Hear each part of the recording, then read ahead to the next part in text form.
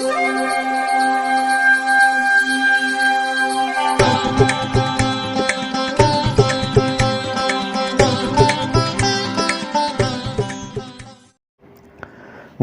வசந்த காலம் YouTube channel வாயிலாக ஜோதிடர் சண்முகப்பிரியன், சென்னை அடையாறிலிருந்து மாதாந்திர ராசி பலன் பார்த்துட்டு வரோம். அதில் பங்குனி மாதத்திற்கான பலாபலன் மீன ராசிக்காரர்களுக்கு எவ்வாறு இருக்கும் அப்படிங்கிறது தான். இதை ஆங்கில கேலண்டரில் சொல்லணும்னா மார்ச் 14 ஏப்ரல் 13 இந்த காலகட்டம் தான் நம்ம மீனராசிக்காரர்களுக்கு எப்படி இருக்குன்னு பார்க்க போகிறோம். இந்த சோபகிருத்து ஆண்டில் வரக்கூடிய கடைசி மாதம் பங்குனி மாதம், அடுத்து சித்திரை, அது குரோதி ஆண்டு. சூரியன் கும்பத்திலேருந்து இப்போ உங்கள் ராசிக்குள் மீனத்துக்குள் வந்துட்டார். அதுதான் மாற்றம். சூரியன் பெயர்ச்சி தான் மாதப்பலன். வேறு ஏதாவது மாற்றங்கள் இருக்கா இந்த மாதத்துலன்னு பார்த்தோம்னா 2 கிரகங்கள் மாற்றம் இந்த மாதம் இருக்குது. குரு, ராகு, கேது, சனி பகவான் இவர்களின் நிலையில் எந்த மாற்றமும் இல்லை. இதே மாதம் பிறக்கிற அன்னைக்கு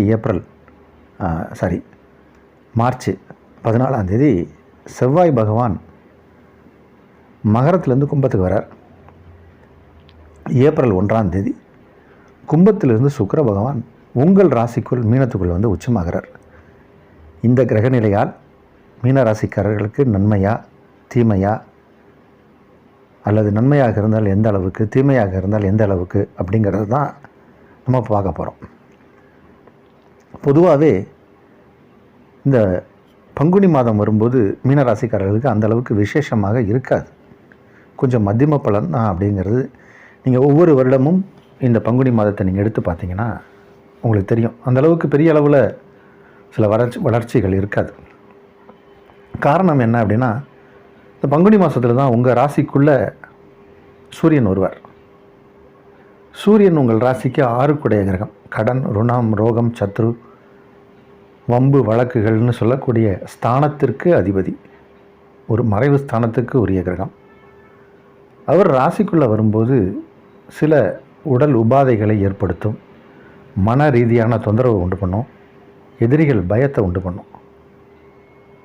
பத்தாத்துக்கு இப்போது ராகு வேறு அங்கே இருக்கார், 7ஆம் இடத்துல கேது. அதனால் இந்த ராகு சூரியன் இணையும் போது கொஞ்சம் தந்தை வழியில் சில சிக்கல்கள் ஏற்படலாம். அரசு சார்ந்த துறையில் இருப்பவர்களோ இல்லை அரசால் சில சட்டத்திட்டங்களுக்கு நம்ம கட்டுப்பட்டு நடக்கணும், அதை மீறும்போது சில தண்டனைகளை அனுபவிக்கக்கூடிய சூழ்நிலை கூட சிலருக்கு ஏற்படும்.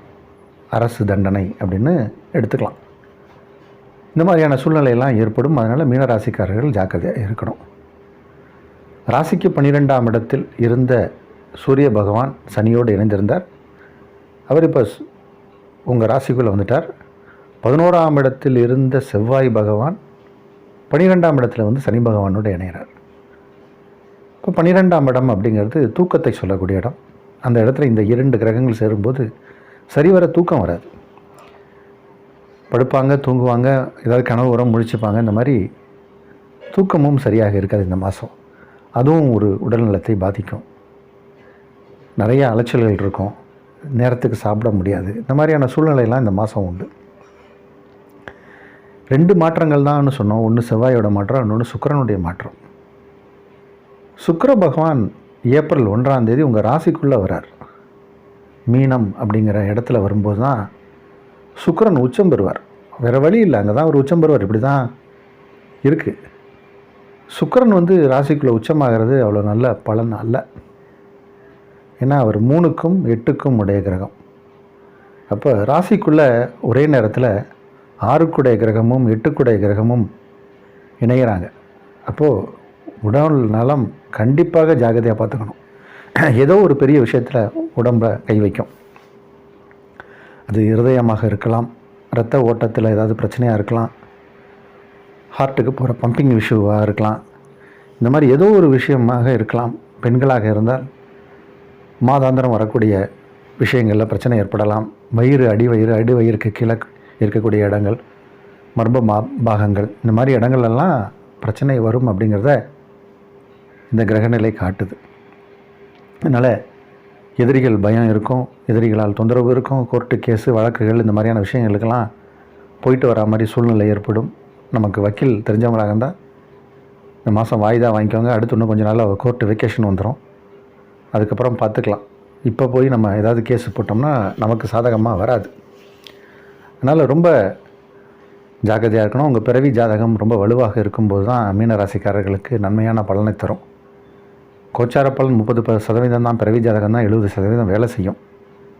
இருந்தபோதும் இந்த கிரகநிலையை பொறுத்த வரைக்கும் மத்தியம பலன் அப்படிங்கிறதுல எல்லளவு சந்தேகமும் இல்லை.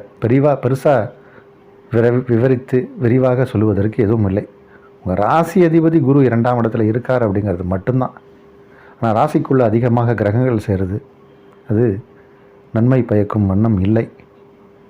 கண்டிப்பாக உங்களுடைய இஷ்ட தெய்வம், குலதெய்வம், வழிபாட்டு தெய்வத்தின் அனுகிரகம் கண்டிப்பாக வேணும். கூடவே சுப்பிரமணியரையும் சேர்த்து வணங்குங்க. வணங்குவதால் வரக்கூடிய கஷ்டங்கள், துன்பங்கள் சற்று விலகும். மத்தியம பலனுக்குரிய மாதம்.